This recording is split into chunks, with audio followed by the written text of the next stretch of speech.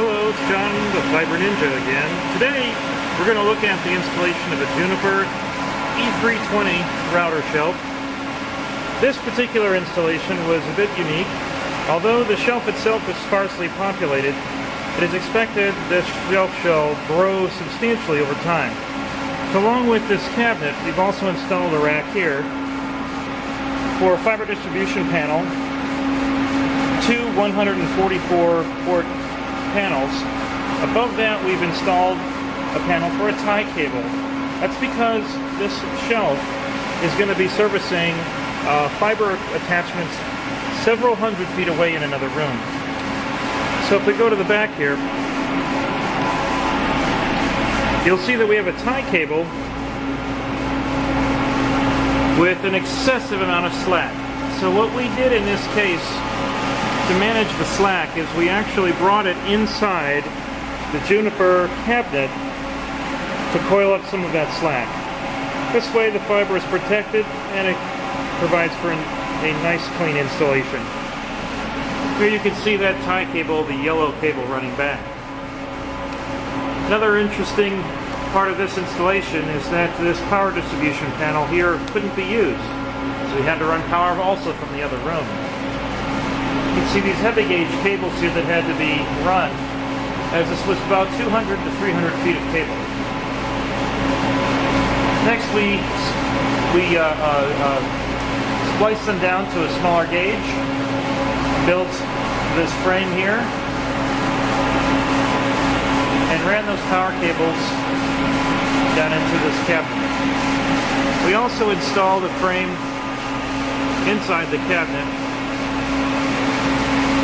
to allow the cables to run cleanly. And here you see them powering the shelf. One of the other unique problems with this one was fiber management of these cables here. And the issue with them is that they are running to two separate fiber distribution panels below. That meant that we would get unequal lengths. In this case, the engineers had us use fan-out cables. But in some cases, those lengths were split between fiber distribution panels, and so we had to do something with unequal slack. So here's what we did. We're using a 4-inch by 2-inch vertical trough. And this allows us to run loops that are 4 inches in diameter, so we're not dealing with any problems with bend radiuses. And this will all be covered ultimately. You see we're doing all of these tie downs with Velcro so that there's not any pinching or kinks in the fiber. Here we run our console and coamp connections. So ultimately, I'm pretty happy with this installation. Another note here is how we travel from the cabinet to the fiber distribution panel. I'm using these express downspouts both at the cabinet and the rack, and a simple horizontal trough that runs all the way to the other side.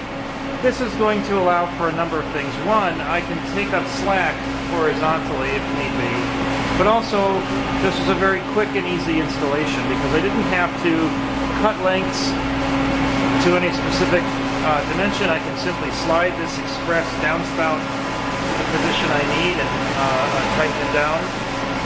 You can see once again I have a bracket right near those so that there's not any twisting motion on the horizontal trough. But I've also got plenty of room to grow. And that is definitely what's going to happen here. So once again, I'm John the Fiber Ninja. Hope you enjoyed this one.